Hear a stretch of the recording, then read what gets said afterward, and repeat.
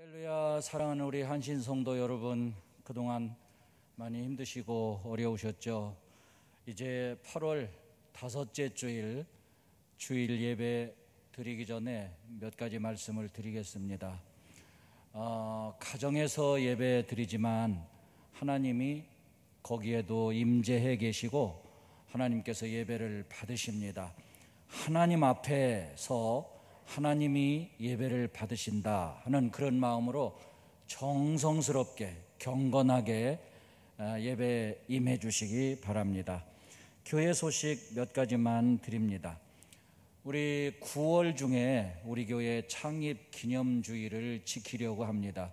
특별히 우리 김성남 권사님, 이양손 권사님께서 아주 크고 좋은 선물을 창립 기념주일 선물로 여러분들 한 분 한 분에게 다 드리려고 준비해 놓고 있습니다. 우리 김성남 권사님, 이양손 권사님께 진심으로 크게 감사드리고, 하나님 살아계십니다. 살아계신 하나님이 만배로 꼭 갚아주시기를 축원합니다.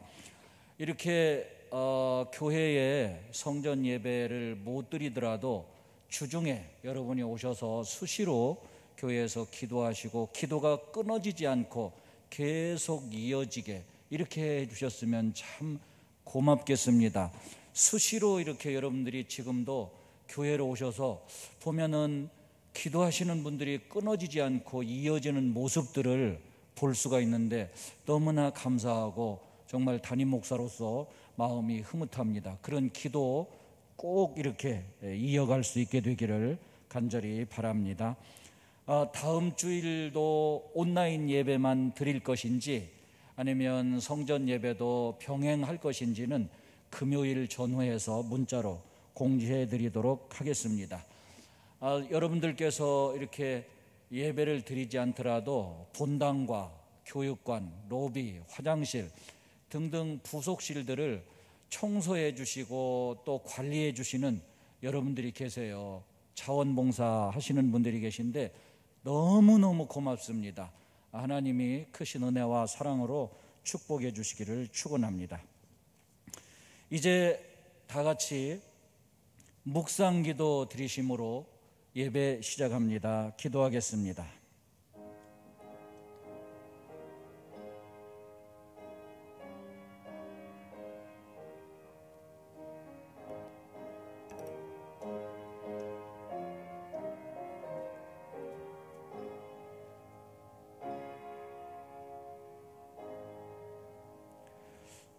하나님, 예배 드립니다.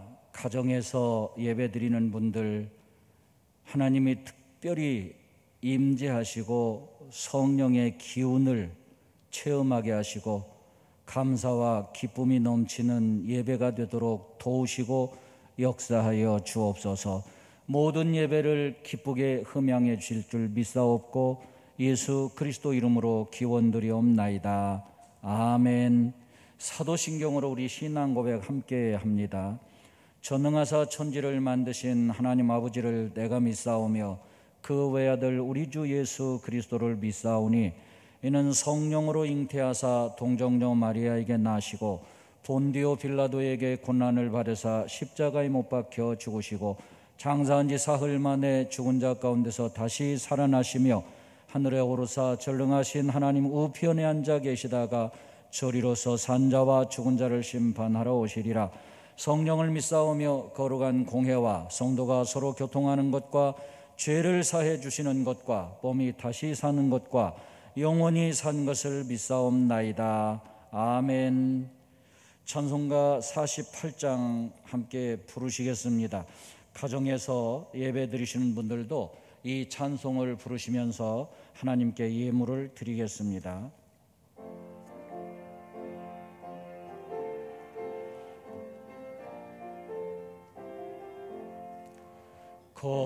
거룩하신 주 하나님 모든 영광 받으소서. 주의 자녀 함께 모여 경배 찬송 드립니다.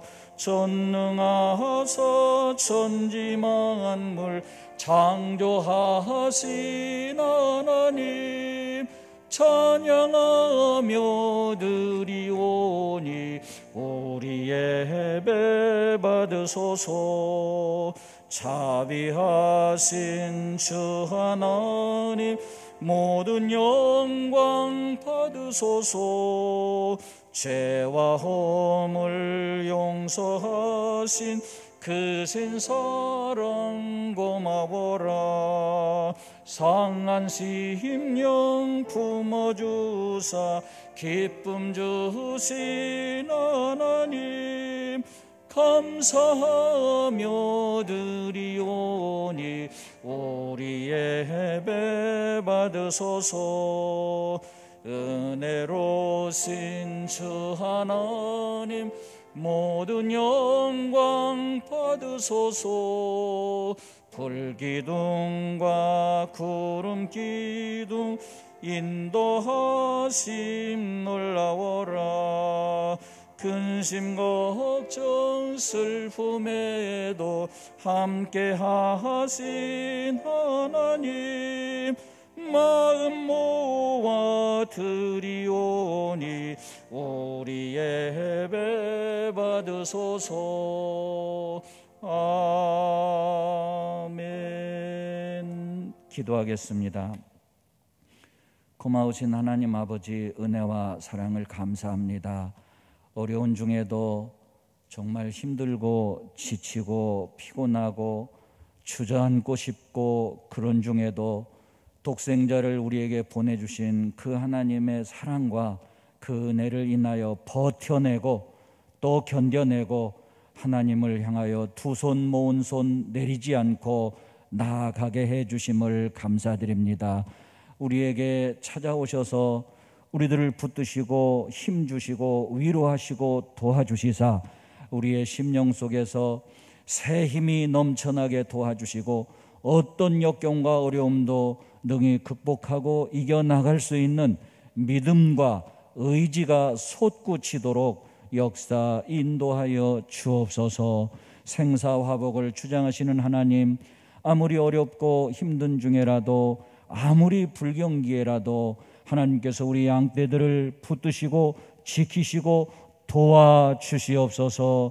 아무리 가물어도 그 잎이 청청하며 결실이 그치지 아니함 같은 강변의 뿌리를 뻗치온 나무처럼 우리 성도들도 그렇게 형통하도록 축복하시고 도와주시옵소서.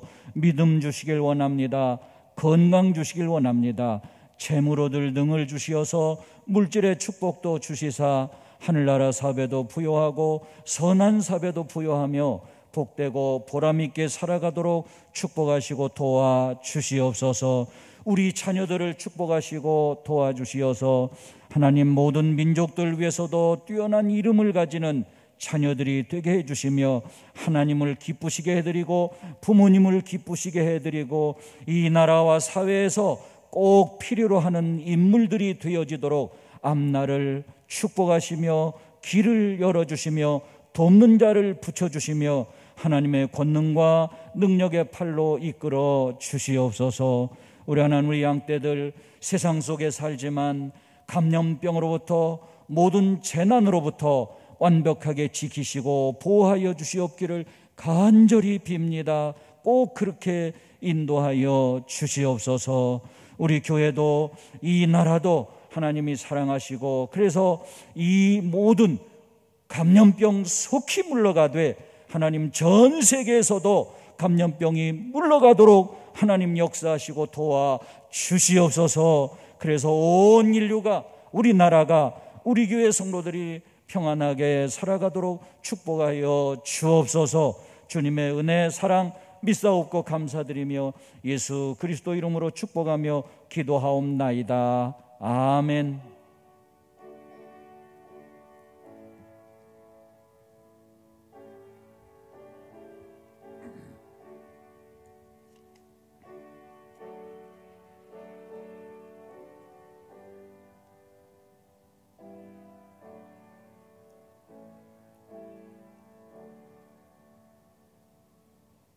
하나님 말씀 스가랴서 2장 1절부터 5절까지 봉독해 드리겠습니다. 내가 또 눈을 들어본즉 한 사람이 측량줄을 그의 손에 잡았기로 네가 어디로 가느냐 물은즉 그가 내게 대답하되 예루살렘을 측량하여 그 너비와 길이를 보고자 하노라 하고 말할 때 내게 말하는 천사가 나가고 다른 천사가 나와서 그를 맞으며 이르되 너는 달려가서 그 소년에게 말하여 이르기를 예루살렘은 그 가운데 사람과 가축이 많으므로 성곽 없는 성읍이 될 것이라 하라.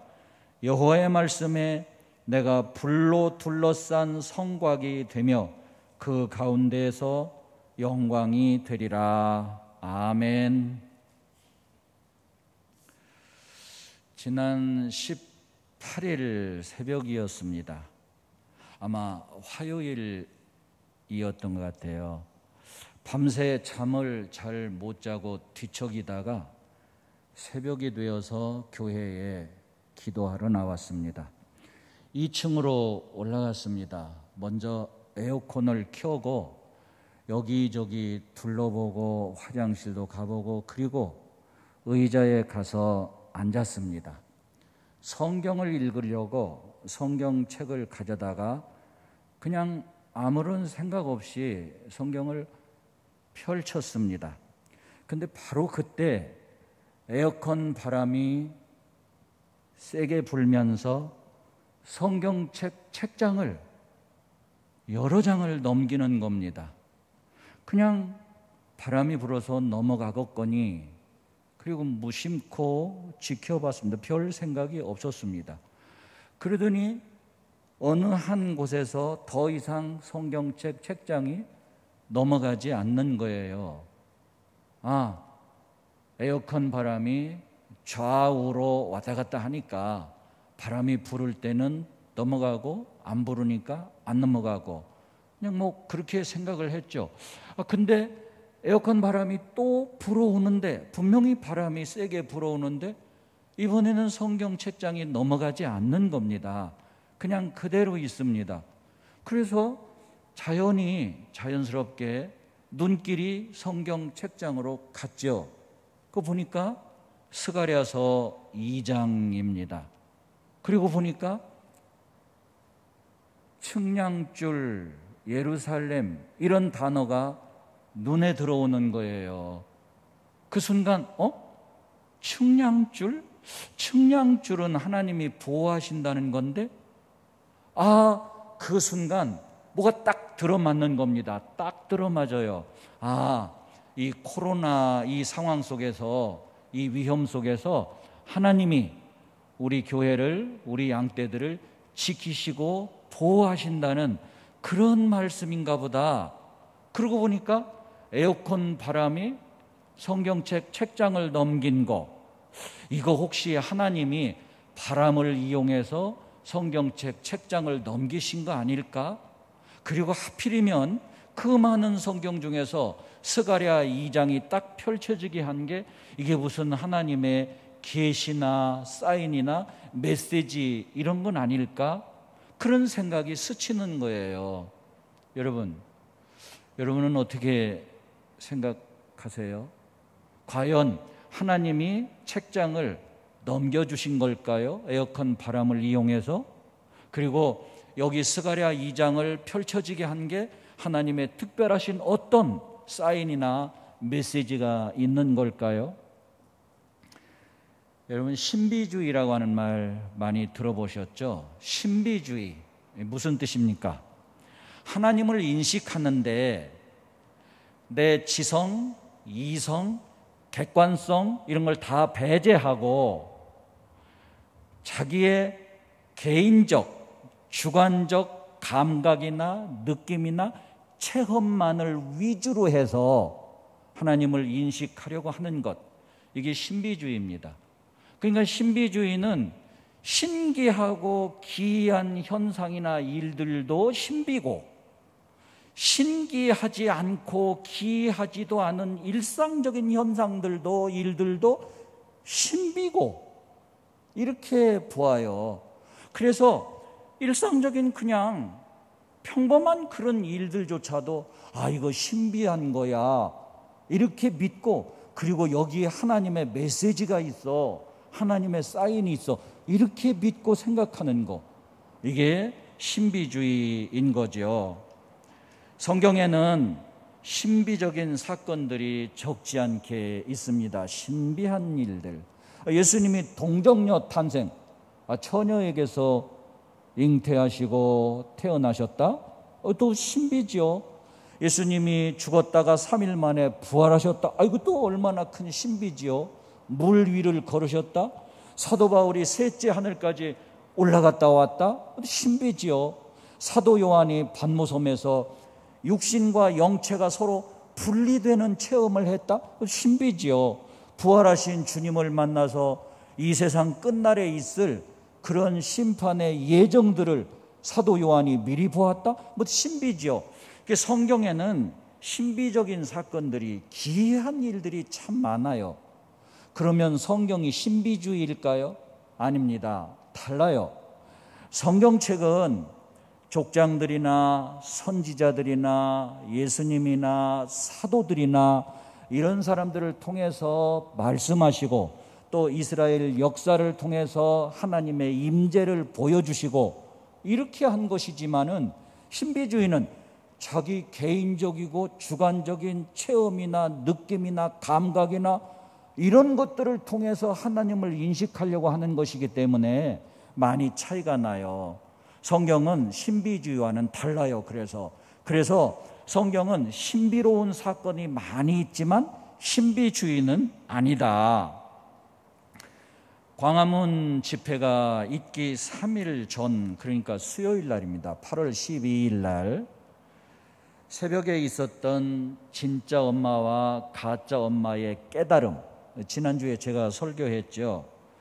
이 사건은 개인적인 체험이지만 나의 의지는 배제되고 하나님의 이끌리심, 하나님의 이끄심으로 이끌린, 그래서 깨달음을 얻은 그런 사건이죠. 이거는 정말 신비한 일입니다. 신기하고 신비한 사건이었어요. 그러나 8월 18일 새벽 에어컨 바람이 불어서 책장이 넘어가고 하필이면 스가랴 2장이 펴지고, 이거는 신비적인 사건이 아닙니다. 그렇게 보라면 볼 수도 있겠지만 그건 아니에요. 이거는 그야말로 객관성을 부여해서 해석을 하자면 바람이 불으니까 책장이 넘어간 거고, 넘어가다가 어쩌다가 거기 스가랴 2장이 펴진 거고, 이런 것이지, 이런 것까지 만약에 이거 신비야, 이거 신기한 일이야 하고 그렇게 믿고 해석을 하면, 그러면 신비주의에 빠지는 거죠. 자칫 잘못하다가 샤머니즘적인 신앙과 이단 신앙에 빠져들 수가 있어요. 자, 책장이 넘어갔어요. 하필이면 스가랴 2장이 펼쳐졌어요. 그거는 신비라고 그렇게 볼 수 없고 그냥 일상적이고 일반적인 현상이다 이렇게 볼 수 있지만, 그렇지만 스가랴 2장은 하나님이 우리에게 뭔가를 말씀하신 것이다. 그건 맞는 거예요. 왜냐하면 스가랴 2장이 아니더라도 성경 전체가 하나님이 우리에게, 나에게 뭔가 말씀하시는 거거든요. 그러니까 책장이 넘어간 건 신비한 사건이 아니지만 스가랴 2장은 하나님이 나에게, 우리에게 뭔가를 말씀하시는 것이다, 이렇게 생각하고 그렇게 들어야 할 줄로 믿습니다. 여러분, 스가랴서에 보면 총 8개의 환상이 나와요. 새 말들 환상, 그리고 네 뿔과 네 대장장이 환상, 그리고 오늘 읽은 측량줄과 불성곽, 불로 둘러싼 성곽, 이 환상, 그 다음에 여호와 앞에 선 여호수아 환상, 그리고 금촛대와 올리브나무 환상, 그리고 날아다니는 두루마리 환상, 에바 속의 여인 환상, 4개의 전차 환상, 이렇게 8개의 환상이 나오는데 이 중에서 오늘 읽은 본문은 3번째 측량줄과 예루살렘 성을 측량하는 거예요. 너비와 길이를 재는, 너비와 길이를 재는 측량줄과 그리고 불로 둘러싼 불성곽, 이 환상이 오늘 3번째, 오늘 설교하는 3번째 환상인데, 오늘 읽은 2장 1절에 보면 그런 말씀입니다. 눈을 들어 본즉 한 사람이 측량줄을 잡고 서 있더라는 거예요. 그래서 스가랴 선지자가 어디로 가는 거요? 하고 물었더니 내가 예루살렘에 가서 예루살렘 성을 측량하러 가는 거요. 그 너비가 얼마고 그 길이가 얼마인지 측량하러 가는 거요. 여러분, 측량줄, 이거 세상에서 왜 측량합니까? 건축할 때나 혹은 땅을 매입할 때나 측량하잖아요. 측량하는 건 내 거다 하는 걸 표시하기 위해서 측량하는 거예요. 다른 사람이 들어왔는지 아니면 내가 다른 사람 것을 그거 넘어갔는지 이 내 것을 확실하게 표시하고 내 것을 보호하기 위해서 측량하는 거죠. 성경에도 측량줄로 측량한다는 것은 곧 자기 것을 확실하게 표시해서 지키고 보호한다는 의미가 있어요. 그러니까 스가랴 선지자가 본 측량줄 환상은 하나님이 확실하게 지키고 보호하신다는 메시지가 있어요. 예루살렘을 내가 확실하게 지키고 보호하겠다. 내가 스가랴 선지자를 확실하게 지키고 보호하겠다. 내가 한신교회 성도들을 확실하게 지키고 보호하겠다. 이런 메시지지요. 이런 메시지 그대로 정말 하나님이 우리 교회와 우리 성도들을 확실하게 지키시고 보호해 주시면 참 좋겠어요. 그렇게 해 주시기를 주님의 이름으로 축원합니다. 그 다음에 또 보면 스가랴 2장 5절에 여호와의 말씀에 내가 불로 둘러싼 성곽이 되며 그 가운데서 영광이 되리라. 불로 둘러싼 성곽이 되어주겠다니까 무슨 얘기냐면 예루살렘을 하나님이 친히 불로 둘러싸서 지키시고 보호해 주시겠다. 돌로 쌓은 성곽이 있어요. 흙벽돌로 쌓은 성곽이 있어요. 근데 흙벽돌로 쌓은 성곽이나 돌로 쌓은 성곽은 지진이 일어나면 무너져요. 전쟁이 일어나서 공격하면 그거 무너질 수 있어요. 그런데 불로 둘러싼 성곽은 지진에도 무너지지 않아요. 전쟁에도 그 성곽 무너지지 않아요. 완벽해요.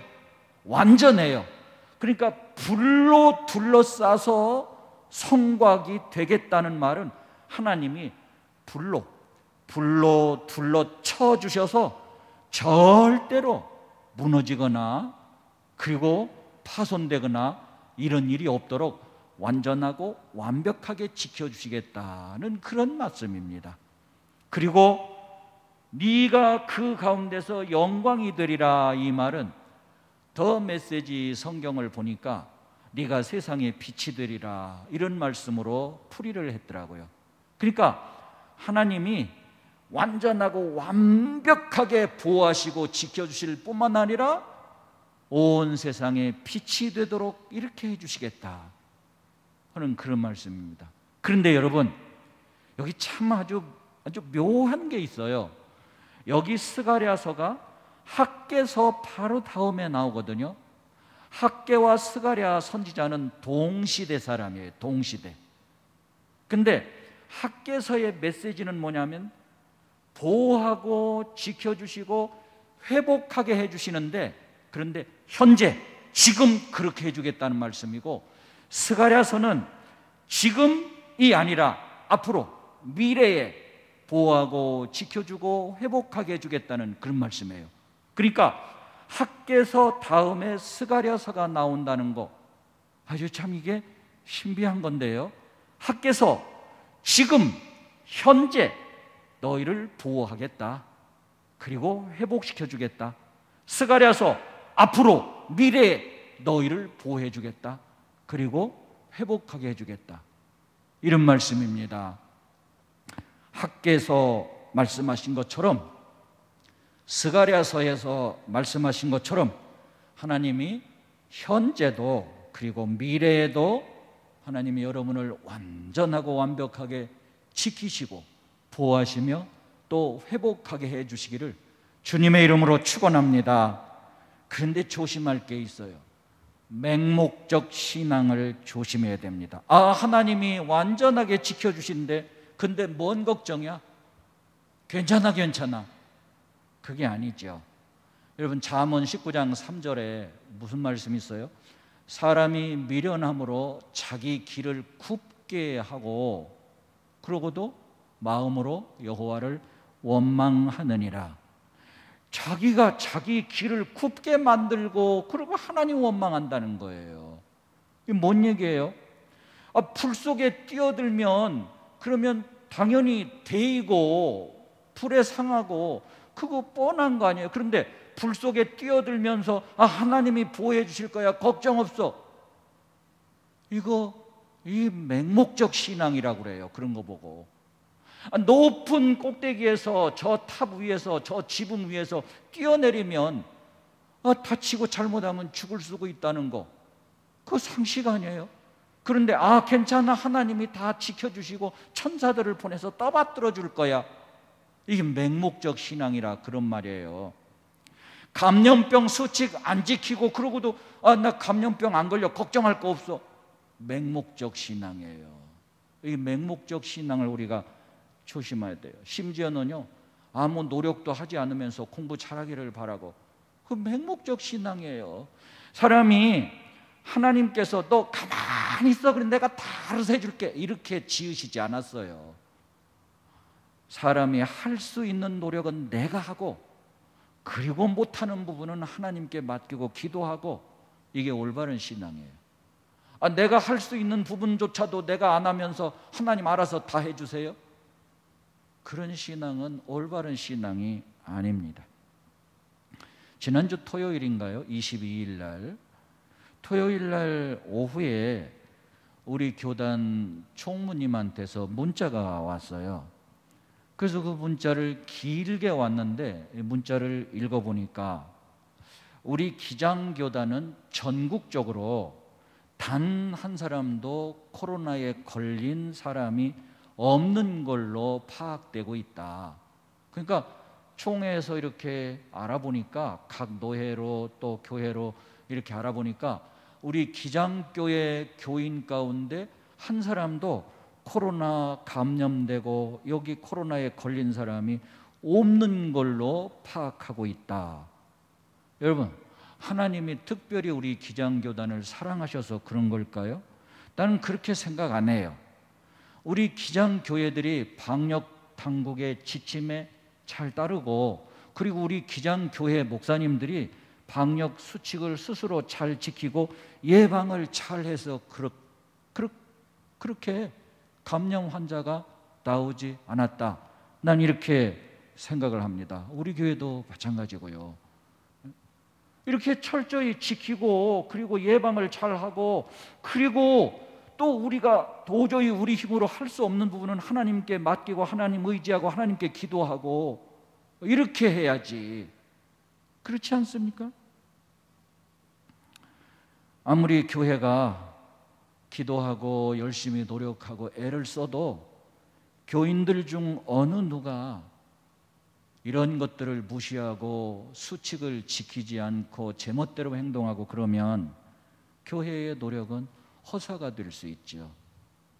정말 모두가 다 한마음이 되어서 나만 생각하지 말고 옆 사람 생각하고 가족을 생각하고 이웃을 생각하고, 오늘 아까 뉴스를 잠깐 들었더니 어떤 젊은 엄마가 울면서 인터뷰를 했어요.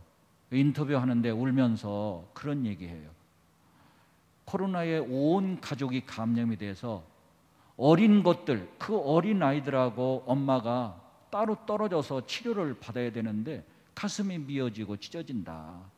울면서 아니, 정말 이렇게 되어서는 안 되겠는데, 그래서 모든 국민들이 경각심을 가지고 서로가 조심해서 가족들에게, 어린 자녀들에게 전염되지 않도록 다 조심하고 모두 다 수칙을 잘 지키고 이렇게 해주셨으면 좋겠다 하고 그런 인터뷰를 하더라고요.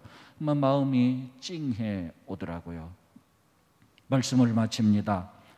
불성박을 쌓아서 스가랴 선지자를 지키고 보호하시고 그리고 회복하게 해주시겠다는 하나님, 예루살렘을 측량해서 말하자면 예루살렘도 하나님께서 불성박을 쌓아서 지키고 보호하고 그리고 회복하게 해주시겠다는 하나님, 그 하나님이 우리 한신교회 성도들도, 여러분도, 여러분 가정도, 여러분의 사업장도, 여러분의 자녀들도 하나님이 불로 둘러 진쳐주시고 불로 쌓아주시고 그래서 완벽하게 완전하게 지키시고 보호하시며 회복하게 해주시는 그런 은혜와 축복이 반드시 있게 되기를 주님의 이름으로 간절히 축복합니다. 할렐루야. 기도하겠습니다. 하나님, 스가랴 선지자가 본 환상대로 우리 성도들 가정과 자녀들과 직장과 사업장 그리고 우리 교회 모두 불로 둘러 진쳐주시고 불성곽을 쌓으셔서 완전하고 완벽하게 지켜 보호하여 주옵소서. 그리고 반드시 회복하도록 도와 주옵소서. 그래서 하나님 살아계시다 체험하고 세상 만방에 나가서 살아계신 하나님을 증거하고 감증할 수 있도록 도와 주시옵소서. 예수 그리스도 이름으로 축복하며 감사하며 기도하옵나이다. 아멘. 찬송가 함께 부르겠습니다. 397장입니다.